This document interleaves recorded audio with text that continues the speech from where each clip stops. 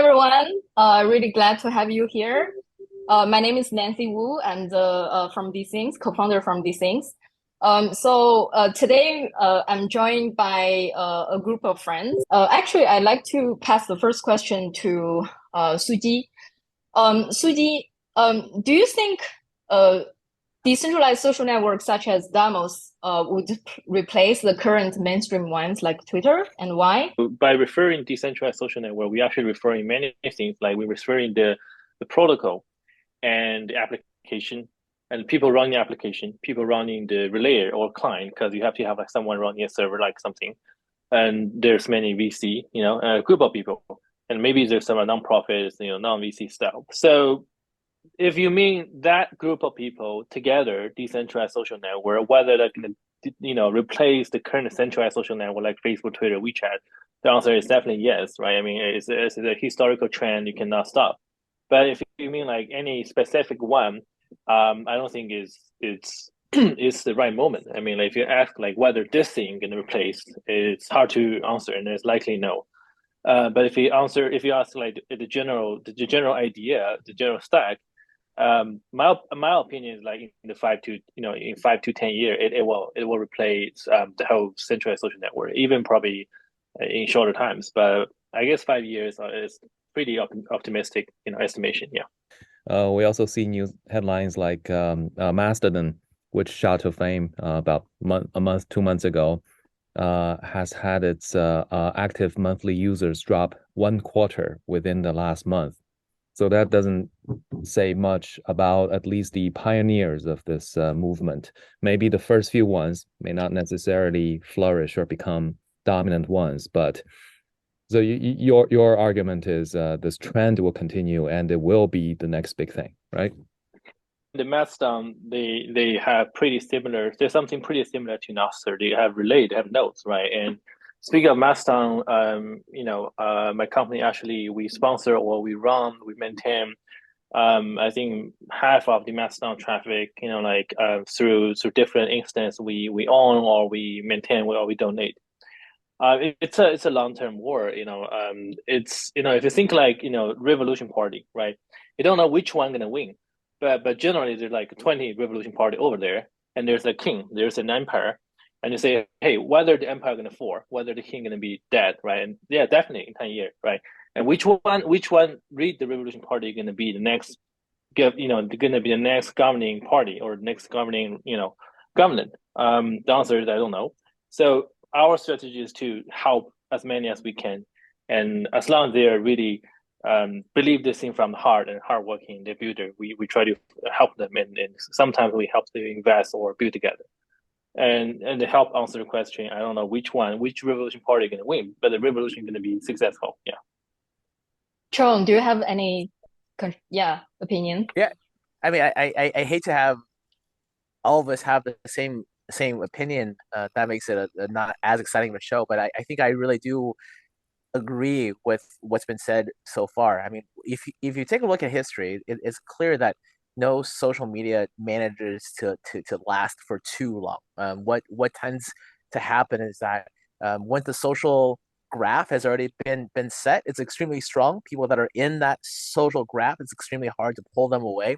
But inevitably, there's people that are not part of that social graph that don't want to be part of that social graph. So with Facebook, what we see is that the teens who are coming of age now, they don't really want to be part of the same social graph as their parents and their grandparents and their uncles and their aunts, right? They want to have establish their new ecosystem.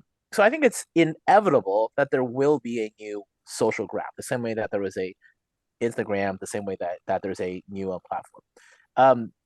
If you made me guess what would be the architecture of that new social graph, I think decentralized makes a lot of sense. It addresses a lot of the issues that we all have to face now, and from censorship, from a lack of or too much control, from the perspective of having a token that can be used to incentivize first adopters and really solve that cold start problem. Like, there's a lot of reasons to think that a decentralized platform will be the right choice in the upcoming 5 to 10 years.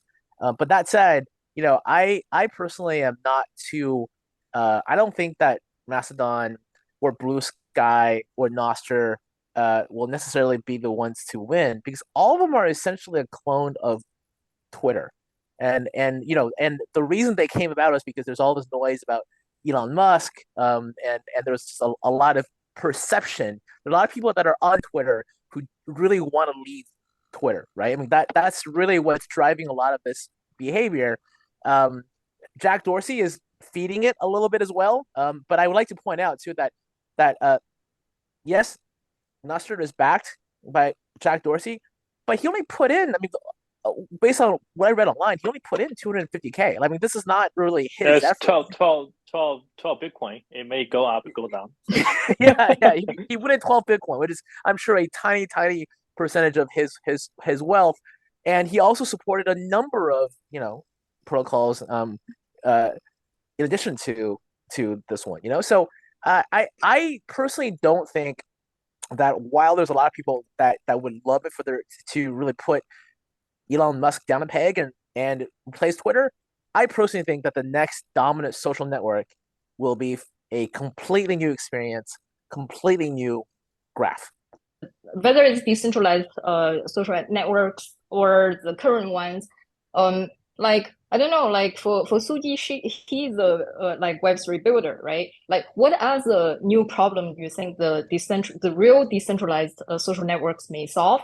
And also for Chon, like you maybe can offer some like insights from the investor point of view to see what might like business models might excite you. I can just say a little bit. Again, I want to reiterate how I think disappointing and how boring I find Mastodon and Nostr and Blue Sky. I mean, I think it's an incredible lack of creativity to think that Twitter is Twitter because of its features. And if we just duplicate the feature set of Twitter, we have followers and we have likes and we have retweets, except we solve the censorship problem, we're going to beat Twitter. I don't think that Twitter is, certainly from an investment perspective, I'm not going to take the position that Twitter won because of its feature set. It was really a question of great timing, right? I mean, think back to when Twitter was founded. It was still back in the day when people were texting, right? I mean, this was an app that really took advantage of the mobile revolution to disrupt the text message. 140 character limit comes from that time period. And that's how it won. And what allows you to continue to win today is certainly not its feature set. It's the social graph. It's the fact that our favorite people, our favorite celebrities, or our favorite technologists and founders, they're on Twitter. And why are they on Twitter? Well, because their followers are also on Twitter, right? So the social graph is what allows it to continue to thrive. And anyone that tried to pitch Twitter, same feature set, but slight delta on the back end, I find that completely unconvincing. I think you should take a look of math. You should use our product and figure out what's going on. I will check it out. Okay. I really think, again, like what I really think is going to make a difference is someone who goes after a generation, a group of users who are completely unserviced by Twitter, and they're the ones that will now become the next wave. So I'll throw out one quick example. It was also something that some of you might have seen on Twitter. It was an app called Gas, right? This was the highest ranked app in the U.S. and I believe, actually, I think it was exclusively in the U.S.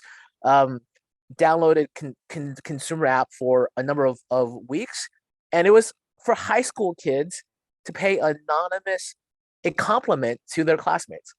Okay, and it shot from launch to like 10 million daily actives in like a matter of weeks, right? So it's not about, again, like I really think it's not about decentralize itself being a feature set and that being enough plus Twitter to disrupt what came before. it's going to have to be something completely different for a new crowd. Yeah. Go ahead, Suji. Yeah. Yeah, I mean, like, I've been talking this thing for many years, but the problem, like, remember, Facebook was the cool thing, right? Facebook was exactly the same thing you mentioned. Is the young kids from Harvard, MIT, Boston area, then expand to UK and all over the world. It's really cool, young kid, young generation, not on MySpace, not on Skype, not on email, and they just gather. And look how it became after, this like 10-year, it actually can influence the presidency election.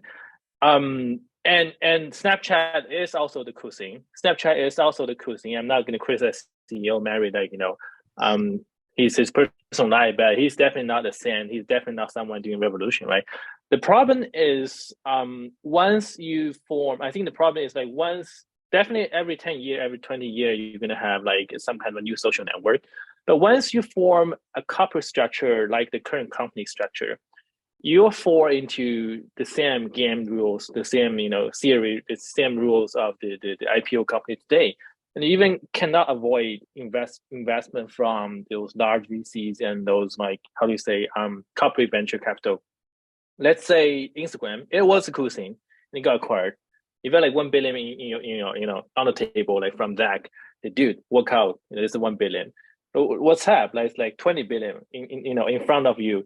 And I think like the WhatsApp founder, they got hard, right? Like Instagram founder, they maybe don't have no heart. Like the WhatsApp founder, they got hard, and they actually, they took the money and they regret after like a few years and refused, and they took the money and funded back to Signal. That's why Signal is still alive, and they have the shitty coin. That's the only two reasons they're still alive. Signal got some coin, and Signal have the famous backer that sold company to Zuckerberg. That's the only two reasons why we have Signal.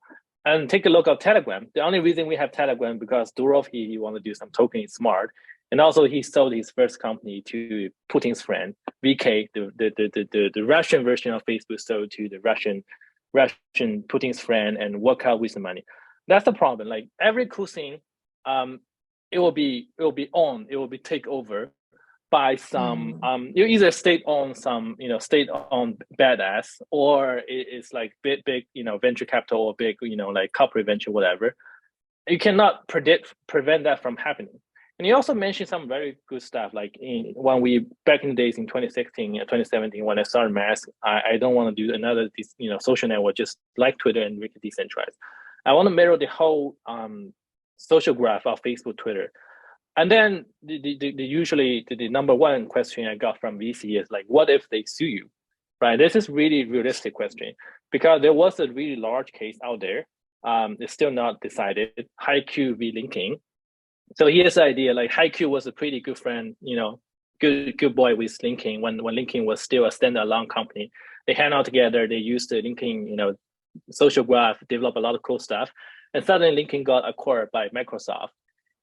Reid Hoffman walked away with a lot of billions, and now HiQ is targeted by Microsoft, and then all these cool idea never work out, and then HiQ was kind of crashed by Microsoft, and all this functionality to mirror the whole social graph to annotate and put new functionality just that. This is like sad disaster, and they're still suing LinkedIn. I don't think that's a really strong case. That's the only possible case when we may still got some Supreme Court judgment to really look down into the idea. So my idea is like, first, you cannot prevent state-owned capital or state-owned badass take all your whatever you have, and then even in the US you can prevent like a bunch of lawyers sue you to that, right? And the beauty of blockchain or decentralized technology is like it creates some kind of vacuum. Create some kind of like vacuum. It's a little bit like some kind of anarchism, whatever. It's like, you can sue me, but it will cost the whole legal team and the US legal system into like a big problem. Because like how to define these fucking tokens, how to define all these random functionalities provided by random providers, it will create fundamental problem that the internet was never touched in the current legal system. There was a battle about the encryption, about these things in the 90s when these California left-wing technologies still was trying to fight with DOD and whatever, but it never touched that deep. So when it comes to social network, it's very important. So at some stage, even your cool young guy stuff, will be took by the state-owned capital or the large guy, and you will never win. So that's why decentralization is very important. But it's not very important to decentralize, provide the same functionality as Twitter. It's just to provide a vacuum that people can create something, and also they got whatever they need. They got funded, and also they prevent themselves being intervened by state-owned power or some like other big venture. That's my opinion. And so I wonder, but then what is really the big potential? If we still like going back to the perspective of problem solving or the next generation exciting features or the impact of decentralized social networks. I don't know, like whether Chon or Suji can share more. There is certainly, without a doubt, the rise of tokens and tokenomics really enables a whole new wave of business models that wouldn't have been possible before. And I do think that there's exciting things there. Now, over much of the last year or two, I think what we've seen is a highly speculative bubble about exactly what that means. I think that's something that certainly all investors and founders and the speculators who participate in these things need to keep in mind. Like, yes, this is going to be something that creates new potential, new ways of creating tremendous wealth, but it's probably not going to happen instantly. It's not going to happen immediately. I think the bottom line is, for any social network, for any consumer product in general to succeed, the key is people shouldn't be on it to get rich. Like that, if that's the incentive, you're doing something wrong, because it's provably not possible for everyone on the network to get rich. That's not going to happen. So there has to be fundamentally something about the product itself that is compelling and brings in 99%. Now, I do think that tokenomics, again, can solve the cold start problem. It can get the first 1%, 5% of the consumer base over. But for the remaining 99% of the users, you just need to have a product that is more attractive, that provides non-financial value to the consumers that use it. Which is why, again, I continue. I mean, there's gonna be innovation. I mean, there's constantly new innovation. Like, I thought, like a lot of people, that Clubhouse, right, might have been sort of the platform that would be the next great platform, and it turned out it wasn't the right one. The UI and the UX there didn't work. But is it going to be in VR and AR? Is somehow Chat GPT going to play into this in some way? I mean, I don't mean to throw out buzzwords, but I think my point is, it's going to be a new experience. It's going to be some novel UI UX user experience that will allow an app to really capture the user's imagination and allow it to be valuable. And the business model, while it's important, and certainly very important to investors like me, it's almost a detail. It's a detail of what happens once you have a product that consumers love. Yeah, Suji was just right. You were saying that mask was better, and yeah, maybe you can explain a little bit more, like why mask is better, or like the better function, or what kind of critical questions when you are building it you were thinking.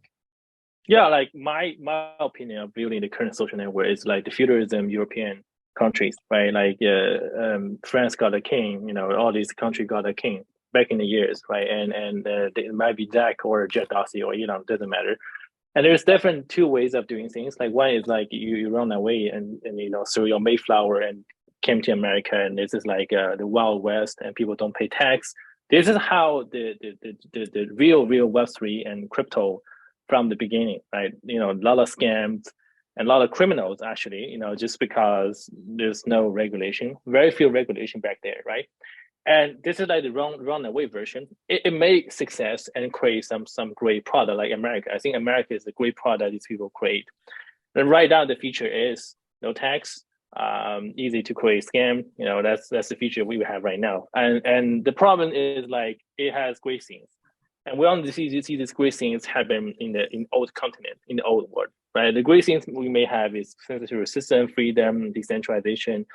I want to bring that back to the old world. So for Mask, we think, if you only have Mastodon and Nostr, all these things not enough. We want to bring back those functionality to Twitter users through the easiest way. So that's something we're doing. But ideologically, I think it's like, okay, these guys run to America, they develop some startup democracy. It's a masterpiece for the constitution. Let's steal the constitution and pack it together and ship it back to Europe and see what's going on. So that's our idea. And back to Chong's idea of what's the product. I mean, honestly, right now, it's not really consumer-facing product. It's more like builder-facing product or developer-facing product, even speculator-facing product. It's like promoting, hey, dude, this is like America, right? This is like some place you don't need to pay tax. If you come to this certain colony, you don't need to pay tax until the British come here and say, dude, tax. And then how you see the Great Independence War. I think my opinion is like we probably have another 10 to 20 years to have the strong regulation really came in, and that's time we need to cultivate a culture just like the early stage of America. Like we believe this is actually independent space. We believe it's actually something we create a innovative value here, and we need to spread the value back to the old continent. And simultaneously, we need to support the people to fight on their war. So that's my opinion. And the product itself, it's not what American people to produce today. If you ask like what American people produce today, we use Apple, all this cool stuff, Google. But back then, the only thing they produced, the only product they got is the country themselves. It's the America themselves. Come here, no tax, right? I mean, now it's a lot of tax. But that time, the big slogan is, oh, you don't pay tax to the king, right? So that's how I view the stage of current, no matter decentralized social network or general Web3 or decentralized web or blockchain. It's more builder oriented product, and luckily those builders will one day create great product like we have today in the American technology. But now it's not ready. And for us, we try to find those great spiritual things they created and spread back to the old continent, and actually it's doing pretty well. If you tell a user you don't need to leave Twitter, but you're gonna have what Nostr can do, what Mastodon can do, they're gonna be very surprised. That's something like the first time they learn, oh, actually I don't need to, I don't need to go to US. I can just vote here and the king is dead. That's our approach. Yeah.